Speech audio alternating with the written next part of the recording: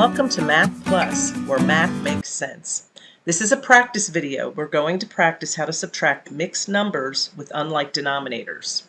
Make sure you check out the lesson video first if you haven't already watched it. It's called Subtract Mixed Numbers with Unlike Denominators, and you can see the link right there at the top.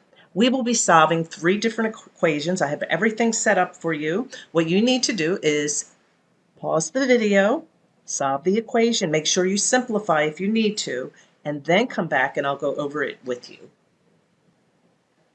In the lesson video, we use the multiplication strips, or we call them multiple strips. I am not using them in this video, but if you have trained yourself to use them and you still need them, you're welcome to do that. Eventually, you want to not use them.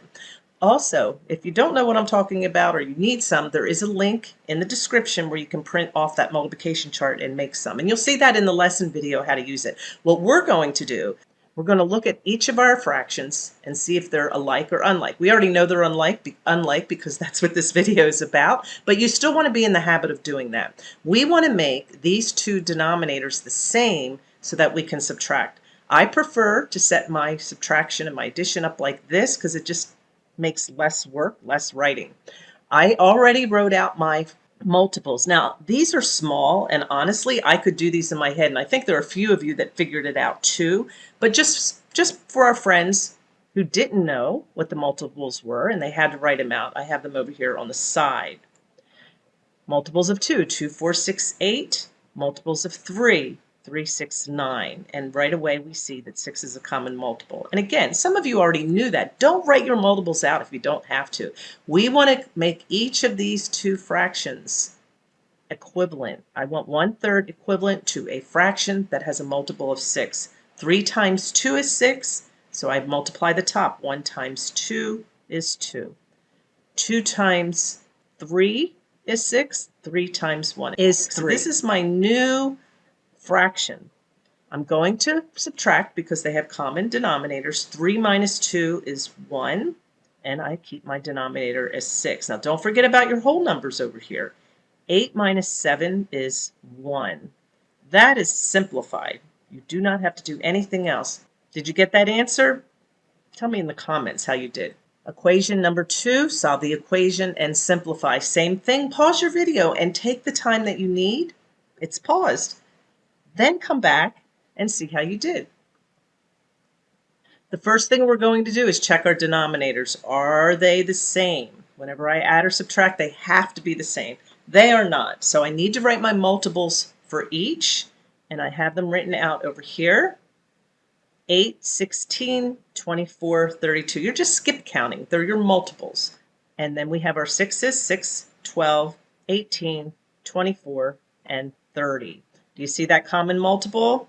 It's 24. You want to go with the smallest one, only because it makes it easier to work with smaller numbers. So I'm going to make my new equivalent fractions over here. And both of these have to be converted into a fraction that has a denominator of 24. And to do that, I have to multiply 6 times 4 equals 24. Therefore, 5 times 4 is 20. Whatever I do to my denominator, I have to do to my numerator. 8 times 3 is 24. 7 times 3 is 21. Now we're subtracting. 21 minus 20 is 1 with the denominator of 24. And now we have 6 minus 3 is 3. Your fraction is simplified. 3 and 1 24ths. This is our last one. Solve the equation and simplify. Check your denominators. They are not the same, so I have to find a common denominator. I'm going to write out my multiples. 5, 10, 15, 20. You don't have to go too high. If you find that you didn't put enough multiples, you can always add to the list. So don't feel like you have to put a whole bunch. 4 or 5 is good to start with. And here are my 3s. 3, 6, 9, 12, 15, and 18. So my common multiple is 15. They call that the least common multiple as well. It means the same thing. How do I convert 4/5 into 15ths? I multiply the top and the bottom by 3. 5 times 3 is 15. 4 times 3 is 12. convert to thirds. 3 times 5 is 15, so 2 times 5 is 10. We have a problem. I cannot take 10 and subtract 12. So we're going to do something a little bit harder. So you're getting a little bonus here. So those of you that couldn't figure it out, don't feel bad because we really haven't gone over this yet in this sequence. It comes up later. We need to borrow a whole number from the 10, and a fraction that's a whole number would be 15 over 15. One whole number equals 15 over 15. So we're going to make this a bigger fraction so we can subtract. Just like when you're subtracting whole numbers, that top number has to be bigger.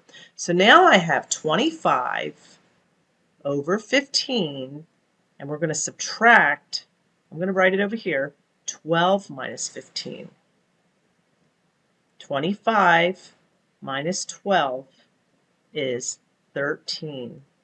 And we're going to bring our denominator down. Now look what happens to your whole numbers. 9 minus 9 is 0. So our answer is 13/15. Again, that was a bonus. If you got that right, give yourself a pat on the back. If you ever have any questions or something that you want to learn that maybe you haven't seen it in our videos, just tell us in the comments. Ask questions and we're happy to answer them for you. There's always worksheets in the description. Lots of practice in there. Practice, practice, practice as you're learning. You can print those off, work them out, and they even have an answer guide with them.